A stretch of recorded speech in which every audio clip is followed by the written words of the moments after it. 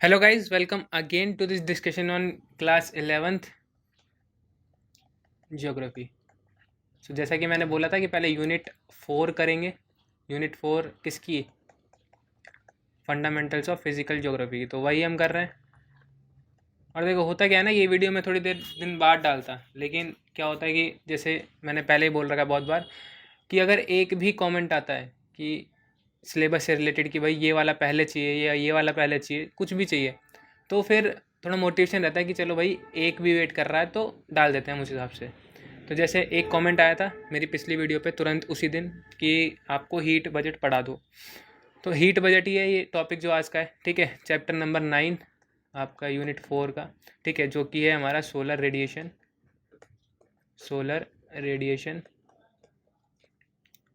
And heat balance, ठीक है। Solar radiation and heat balance and temperature also.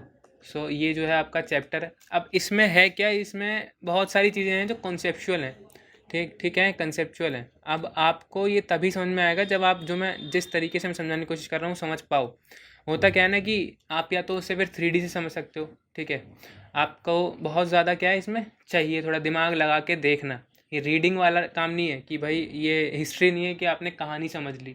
It's not about कहानी और story, ठीक है। आपको इसमें लॉजिक समझना है, इस कॉन्सेप्ट समझना पड़ेगा पूरा पूरा, ठीक है। तो हम जो चैप्टर 9 है वो 2 पार्ट में करेंगे, 2 पार्ट में करेंगे। एक पार्ट में है जो आज आज आएगा, जो वो होगा आपका हीट बजट तक, ठीक है। हम बोलते हैं एल्बिडो ऑफ द अर्थ, जो भी है, ठीक है। तो वहाँ तक आएगा आज, और उसके बाद जो पूरा रिमेनिंग चैप्टर है वो दूसरे पार्ट में आएगा, ठीक है।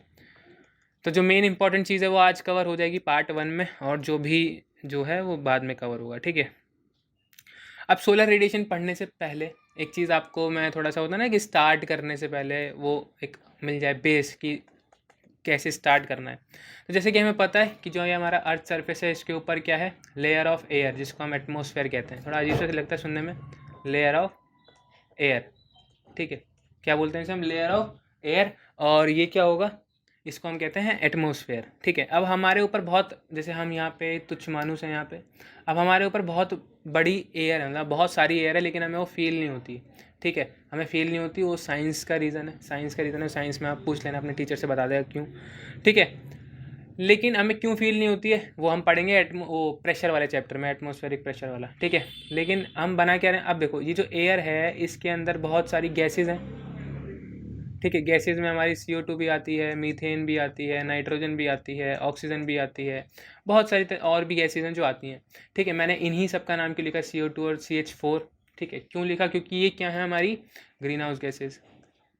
ये कुछ एब्जॉर्ब कर लेती हैं रेडिएशन और कुछ क्या करती हैं, वापस भेज देती हैं।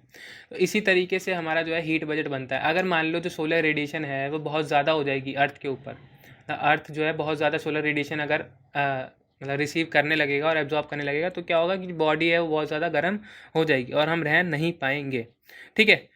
अ, ठीक है, समझ रहे हो इतना? और जो हीट हम बात कर रहे हैं अभी तक जिस हीट की, तो हीट क्या है, चेंज होती रहती है, हर अनइवन तरीके से डिस्ट्रीब्यूटेड है। क्या है? अनइवन तरीके से डिस्ट्रीब्यूटेड है। तो ये क्या है, इवनली डिस्ट्रीब्यूटेड नहीं है। फॉर एग्जांपल अगर मैं बात करूँ ट्रॉपिक्स में क्या है, जो रिसीविंग है वो ज़्यादा है, पोलर रीजन में जो रिसीविंग है वो बहुत कम हो जाती है, ठीक है। अब पढ़ते हैं हम आगे अपने मेन टॉपिक की तरफ, ठीक है। मेन टॉपिक की तरफ, that is solar radiation. Solar radiation clear है, ठीक है। सोलर रेडिएशन, तो जो अर्थ का सरफेस है वो बहुत क्या करता है, रिसीव करता है सोलर रेडिएशन। अब देखो हमें इंसोलेशन में थोड़ा फ़र्क समझना पड़ेगा। हमारी जो अर्थ है वो इंसोलेशन से गर्म नहीं होती है। इंसोलेशन मतलब रिसीविंग सन रेज, ठीक है। अब देखो मैं तो आपको बताता हूँ थोड़ा डिफरेंस। देखो सोलर रेडिएशन क्या होता है, जैसे ये अर्थ है अगर, तो यहाँ से जो रेडिएशन आ रही है, उसको हम कहते हैं शॉर्ट वेव रेडिएशन, ठीक है।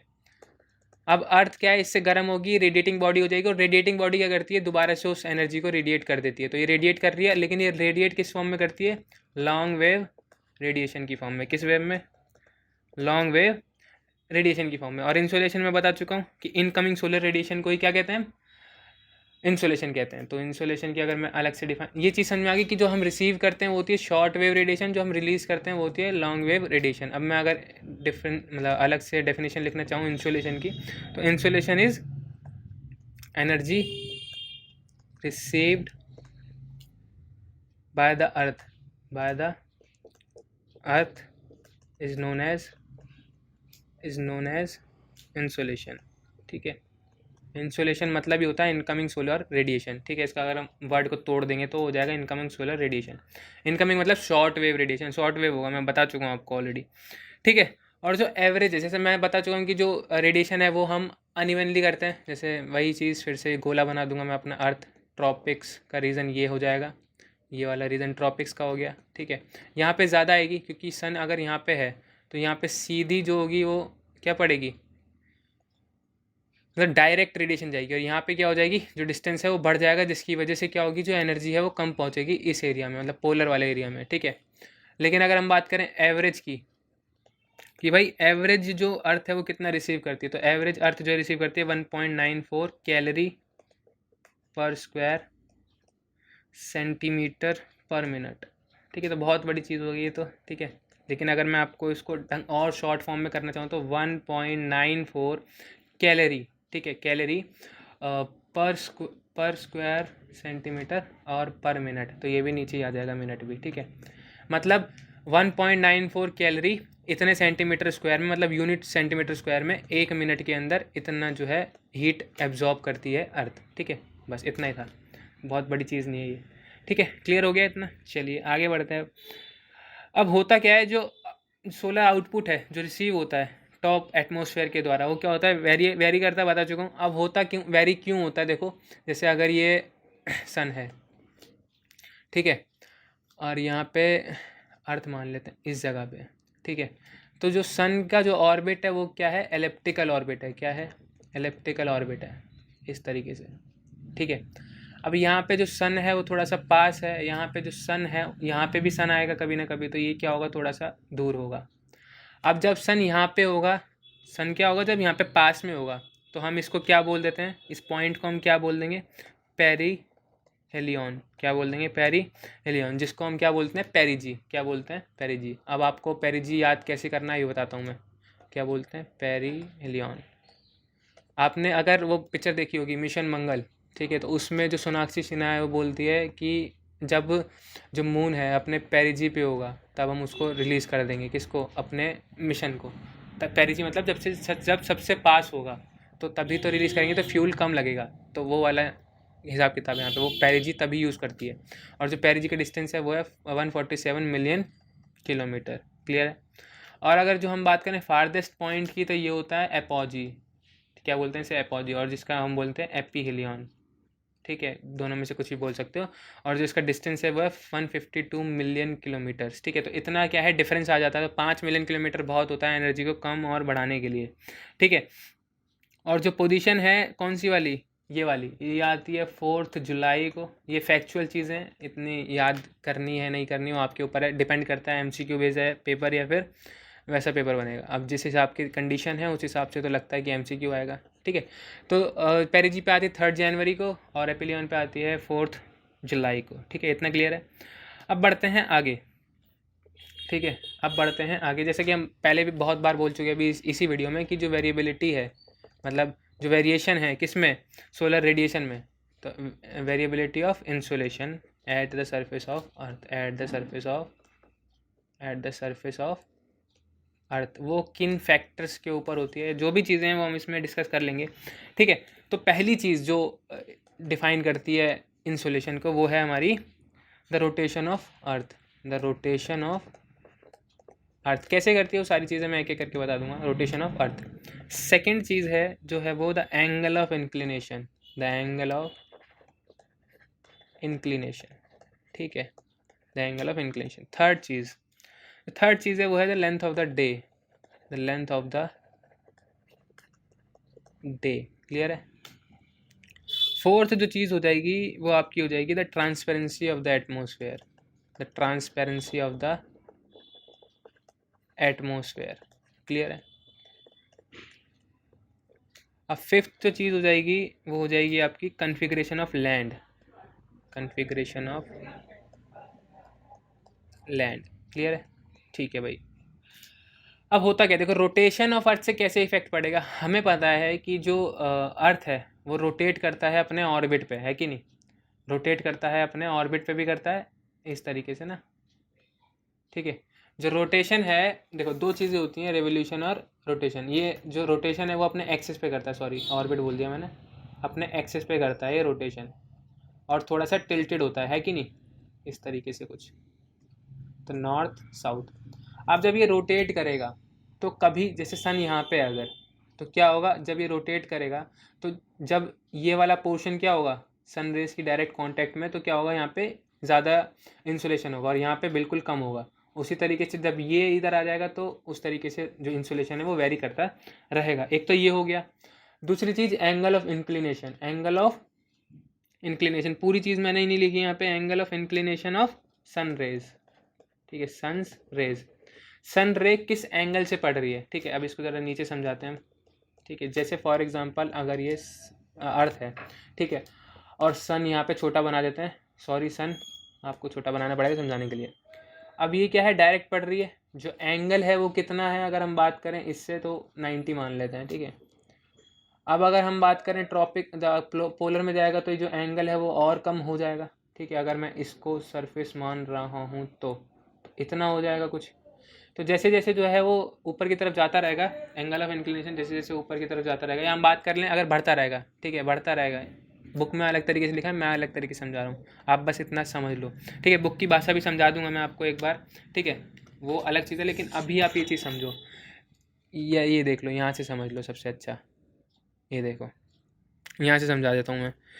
जैसे ये डायरेक्ट सन रेज आ रही है तो ये यहाँ पे 90 डिग्री बना रहा है, ठीक है। अब यहाँ पे कितना बना रहा है, 47 डिग्री, ठीक है। और उसके ऊपर भी कितना बनाएगा ये फिर इस तरीके से, तो ये बनाएगा आपका 23.5 डिग्री। तो जैसे जैसे क्या होगा, जो डिग्री है मतलब जो एंगल ऑफ इंक्लिनेशन है, जैसे जैसे angle of inclination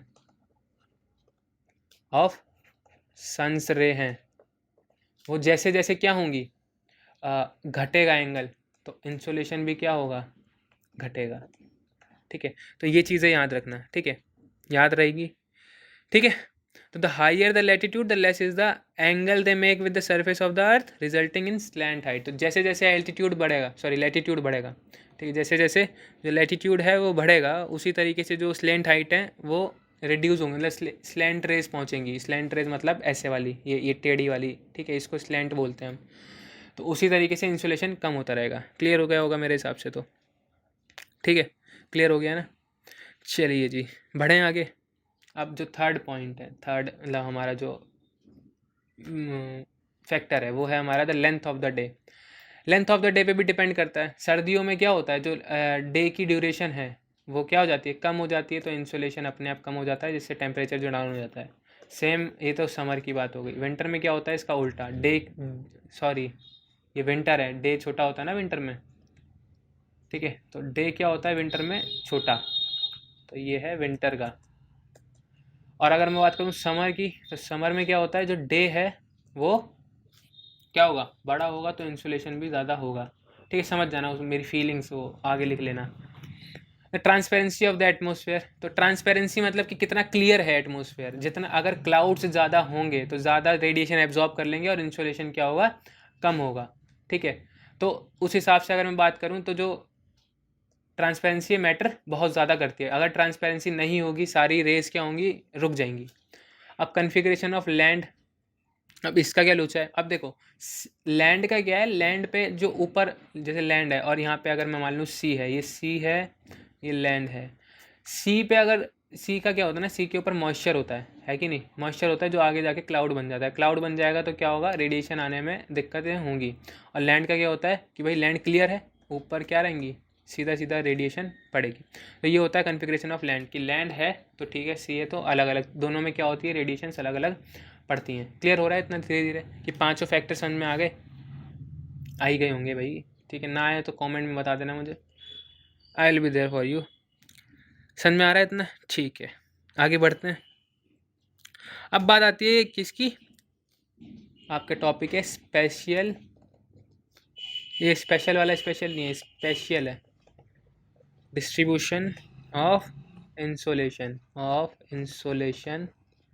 eight the earth's surface, at the earth's surface. Clear है। अब होता क्या है, जो इंसुलेशन है उस सरफेस पे अलग अलग रिसीव होती है ट्रॉपिक्स के अंदर। फिर से अगर मैं ये अर्थ बना दूँ, ये रीजन अगर मैं बोल दूँ ट्रॉपिक्स, ये टेम्परेट नीचे और ये टेम्परेट, ठीक है, और ये पोलर, और ये भी पोलर, ठीक है। तो ट्रॉपिक्स में जो रिसीव होती है इंसुलेशन वो होती है हमारी 320 वाट पर मीटर स्क्वायर। और वहीं अगर मैं बात करूं पोलर में तो वो होती है 70 वाट पर मीटर स्क्वायर, ठीक है। अब ये मैं आपको बताऊंगा कब, जब मैं आपको क्या पढ़ाऊंगा, मतलब वो विंड वाला सिस्टम जब होगा ना, कि विंड कैसे फ्लो वगैरह करती है, एटमॉस्फेरिक प्रेशर वगैरह जब आएगा, तब मैं आपको इस चीज़ बताऊंगा कि भाई इधर टेम्परेचर ज़्यादा इधर इतना कम, फिर मेंटेन कैसे होता है। तो वो सारी चीज़ें बताऊंगा जब मैं आपको बताऊंगा कि ट्रॉपिक से जब यहाँ पे जो है विंड उठती है, जब मतलब विंड मतलब क्लाउड्स की फॉर्म में ऊपर आती है और यहाँ इस फॉर्म में जाती है, नीचे आती है फिर कंडेंस होके, तो ये बनता है हमारा क्या, हेडली सेल करके, ठीक है, पोलर सेल और फेरल सेल, ठीक है। तो वो सारी चीज़ें आपको तब बताऊंगा मैं कि भाई टेम्परेचर का इतना फ़र्क होना भी हमारे लिए ज़रूरी है फॉर द विंड फ्लोइंग, ठीक है। तो वो सारी चीज़ें आएंगी अभी आगे।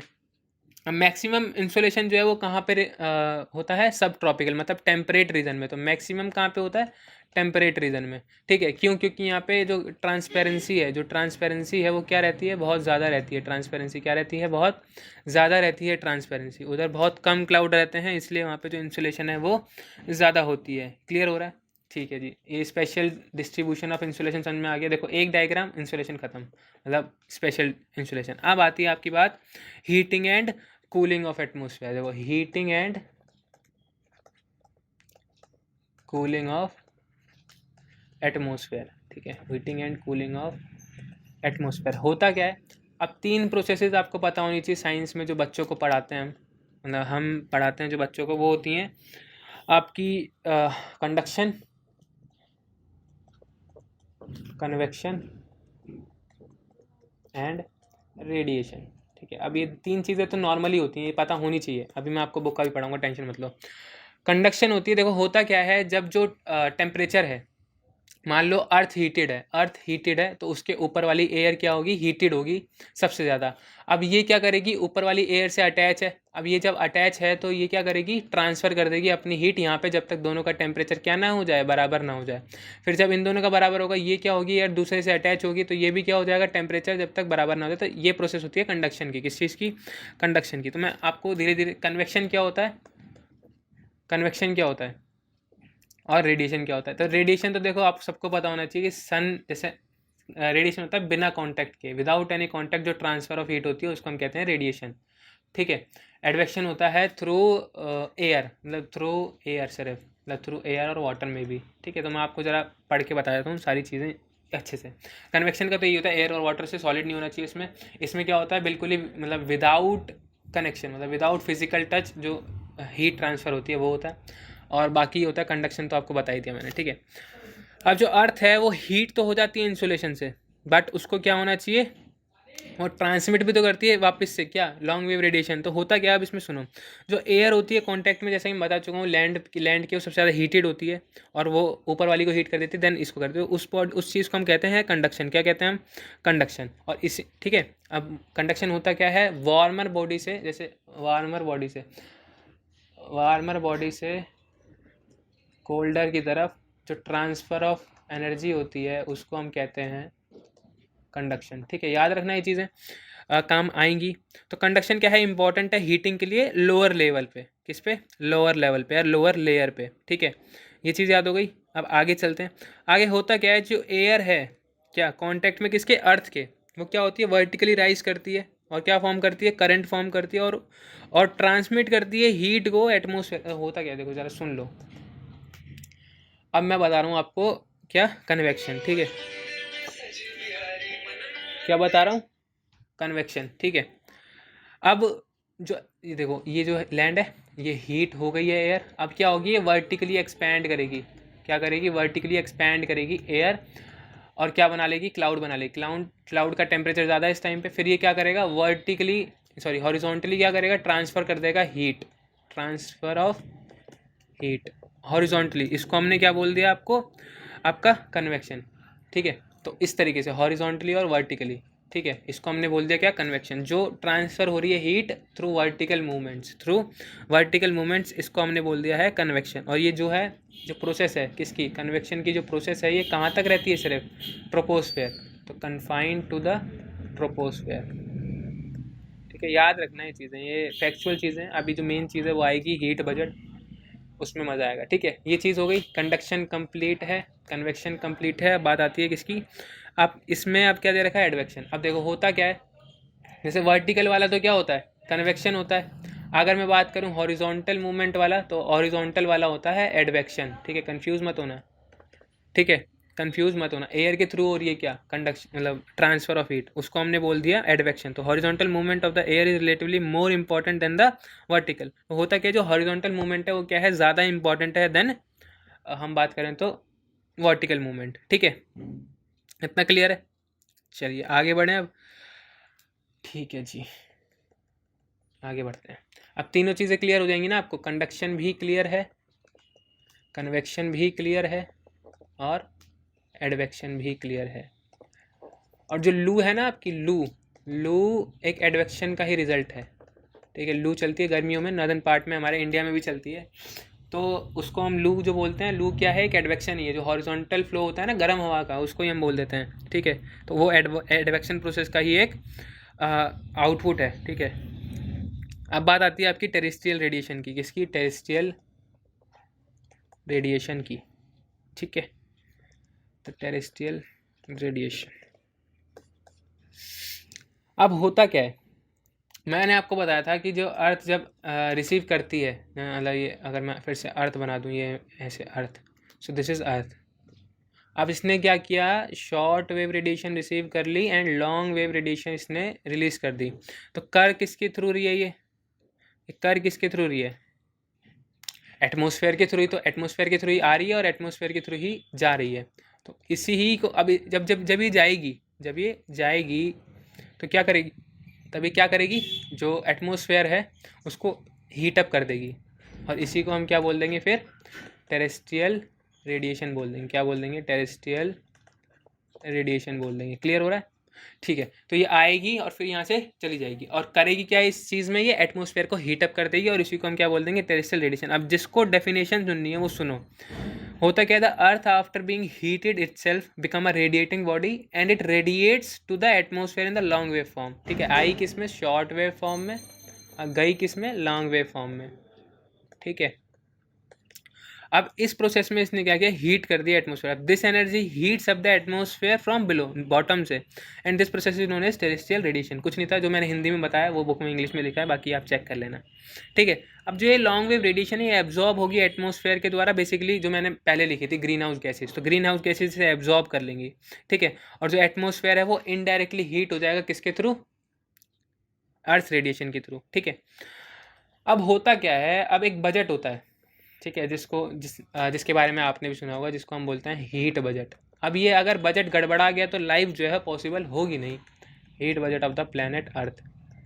ठीक है, अब ये जो हीट बजट है अर्थ का, अगर ये बिल्कुल एक बार को हमारा जो फिनेंस बजट है, मतलब हम बात करें जो फाइनेंस मिनिस्टर निकालती है, ठीक है, वो बजट अगर एक बार को ख़राब हो जाए तो चलेगा।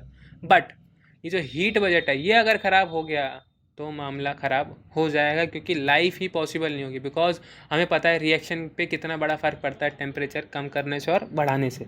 ठीक है, अब हमें पता है कि जो अर्थ है एज अ होल, ना वो तो हीट रोक सकती है ना ही हीट लूज़ कर सकती है। ठीक है, ये अपना मेंटेन करती है टेम्परेचर। तो अगर मैं बात करूँ स्टार्टिंग की, तो स्टार्टिंग में लिख देंगे हम अर्थ क्या करती है, इट मेंटेन्स, क्या मेंटेन करती है, इट मेंटेन्स इट्स टेम्परेचर।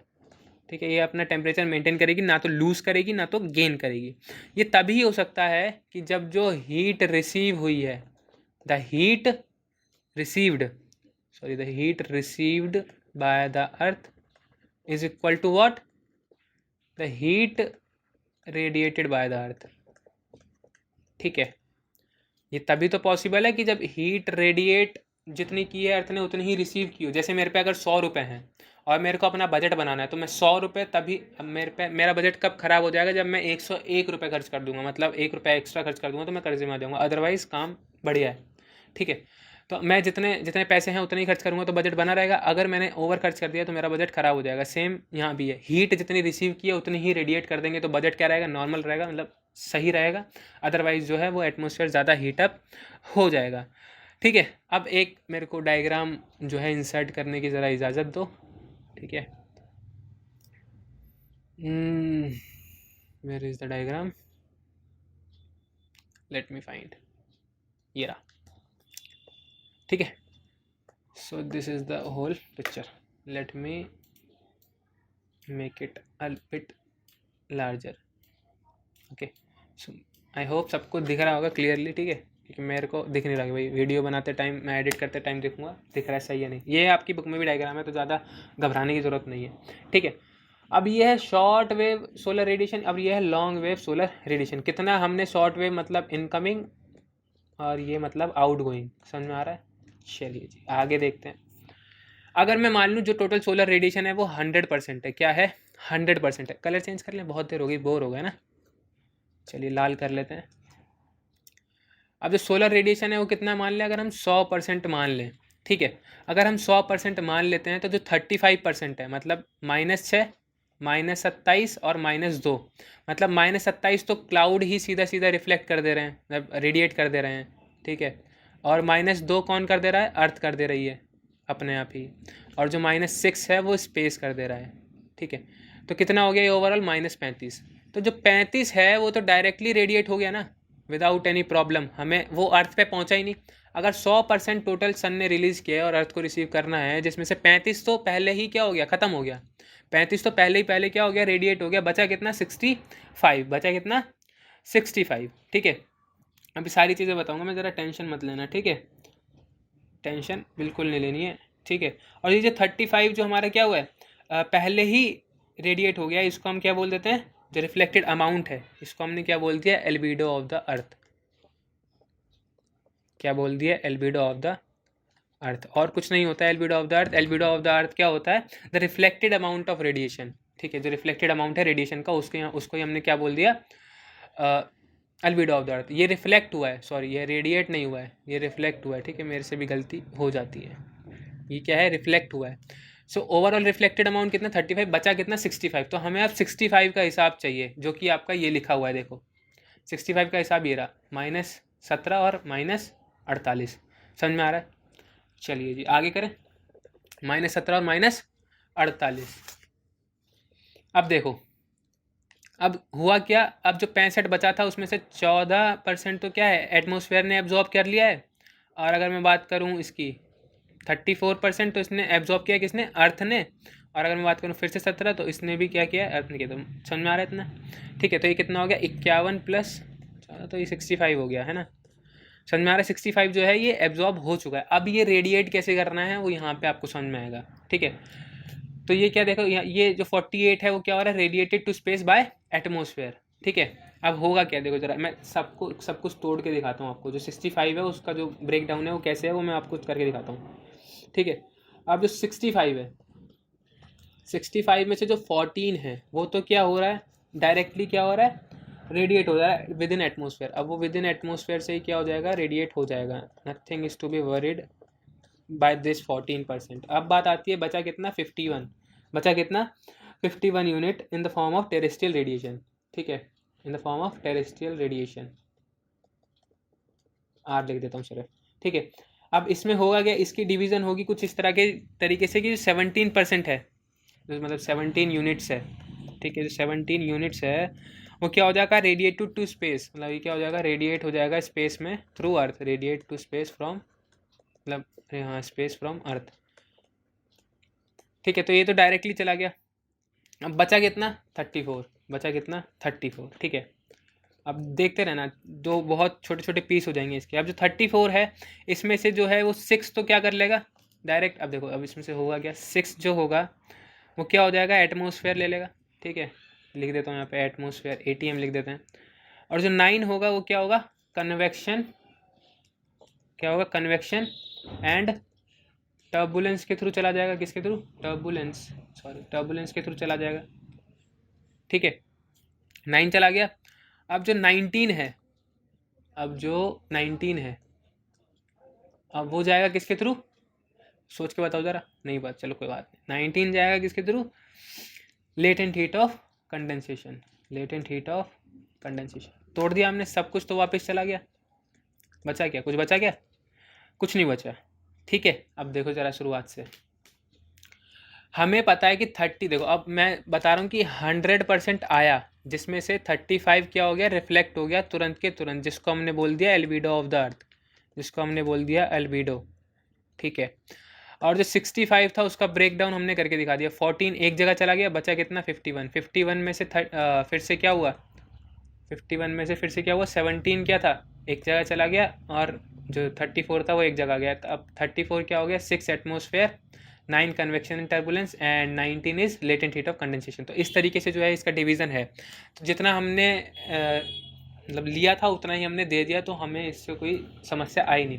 तो इतना क्लियर हो गया ना आपको भाई साहब, देखो क्लियर सब होगा, टेंशन मत लो। ठीक है, 100 था, 100 का हिसाब हमने आपको दे दिया है, तो नथिंग टू बी वरीड। ठीक है भाई, आगे बढ़ लें।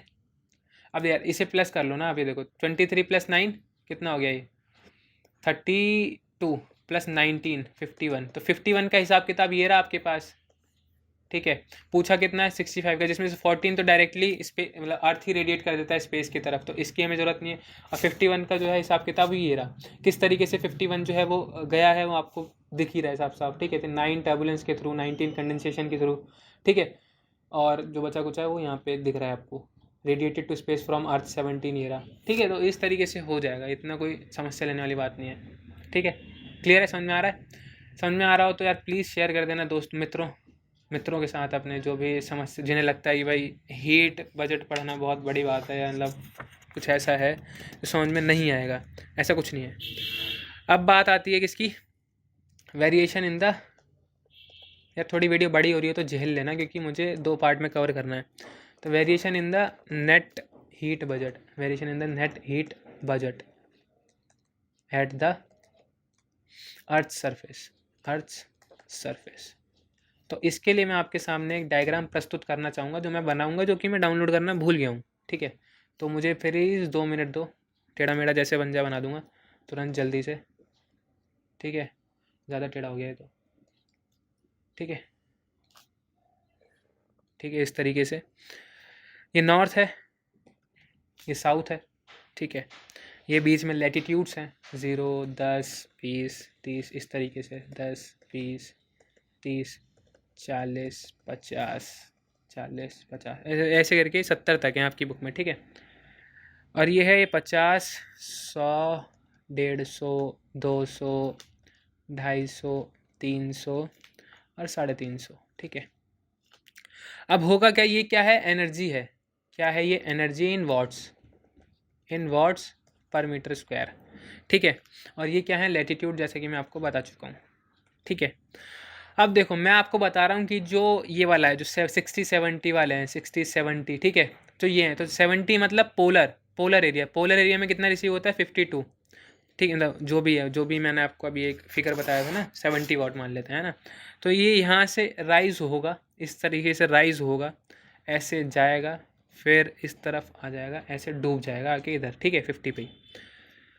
अब और ये यहाँ पे आएगा इस तरीके से, यूँ, ये क्या है, अभी दिखाता हूँ आपको ज़रा, वाला लूँ पहले, है ना। अब देखो ये तो क्या है, सरप्लस है, ये क्या है, सरप्लस है, और ये क्या है, डेफिसिट है। क्या है, डेफिसिट, मतलब यहाँ पे जितना चाहिए था उतना मिला नहीं, वहाँ पे कितना मिल रहा है, सिर्फ 52 53, है ना, और यहाँ पे कितना मिल रहा है, 320 350 के आसपास। तो यहाँ पे ज़्यादा मिल जा रहा है, यहाँ पे कम मिल जा रहा है। फॉर एग्ज़ाम्पल, अगर आपको 90% स्कोर करना है, ठीक है, मान लो आपके एक में 100% आ जाते हैं, एक में 80% आ जाते हैं, तो ओवरऑल कितना हो रहा है, 90% ही तो हो रहा है, तो आपका टारगेट तो बेसिकली अचीव हो रहा है ना। तो यही इसमें से जो आज सरप्लस है, ये आधा इधर आ जाएगा और आधा इधर आ जाएगा, तो जो टेम्परेचर है वो मेंटेन रहेगा, ना कि एक्सेस हो जाएगा। अगर यहाँ पे जो टेम्परेचर है वो, मैं बताऊँगा आपको पूरी कहानी की, टेम्परेचर मतलब जो मेंटेन कैसे होता है टेम्परेचर। ठीक है, अभी आने दो, मैं पक्का आपको समझ में आ जाएगा। बस इतना अभी इस पॉइंट पे इतना याद रखो कि जो ये टेम्परेचर है, या फिर अगले चैप्टर्स का वेट कर लो, अपने आप क्लियर होता रहेगा। ठीक है, या किसी और का देख लो, मैं नहीं कह रहा मेरे लिए वेट करो, किसी और का देख लो, कोई दिक्कत नहीं। लेकिन हाँ, अगर कुछ दिनों बाद देख रहे हो तो मेरा भी देख लें। ठीक है, तो हुआ क्या कि आधा ये सरप्लस इधर आ जाएगा, आधा इधर आ जाएगा, जो मेंटेन हो जाएगा क्या, टेम्परेचर। अगर यहाँ पे डेफिसिट ही रहेगा हमेशा, तो यहाँ पे क्या हो जाएगी, आइस जम जाएगी ना, तो सारा एरिया आइस ले लेगा, और यहाँ पे क्या रहेगी, बहुत ज़्यादा गर्मी। तो इसलिए विंड आई, विंड का जो पूरा कॉन्सेप्ट है वो अगले चैप्टर में है, तो इसलिए मैं जल्दबाजी नहीं कर रहा। क्लियर है इतना। अब बात आती है टेम्परेचर की। तो जो टेम्परेचर है, जो डिस्ट्रीब्यूशन टेम्परेचर है, डिस्ट्रीब्यूशन है टेम्परेचर का, वो सब अगली क्लास में करेंगे। 2 पेज का चैप्टर बाकी है, अगले दिन कंप्लीट हो जाएगा। So for watching this video please, thank you, मतलब थैंक यू आप सबके लिए, थैंक यू जितने भी देख रहे हैं, और जितने देख रहे हैं उन्हीं को थैंक यू मिलेगा, बाकियों को मिलेगा नहीं, ठीक है। Thank you. आप प्लीज़ अपने दोस्तों के साथ शेयर कर देना। और जहाँ तक मुझे लगता है कि इसके भी हमें MCQ डालने पड़ेंगे, बिकॉज सब्जेक्टिव तो मुश्किल लग रहा है, बिकॉज ऑफ द ओमिक्रॉन और एक और वायरस IHU, ठीक है, IHU। तो ओमिक्रॉन से भी ज़रा घातक सा है, या IHU जो सुनने में आ रहा है अभी तक। बाकी तो देखते हैं क्या होता है। Please be safe, be healthy, be happy. Thank you and bye bye.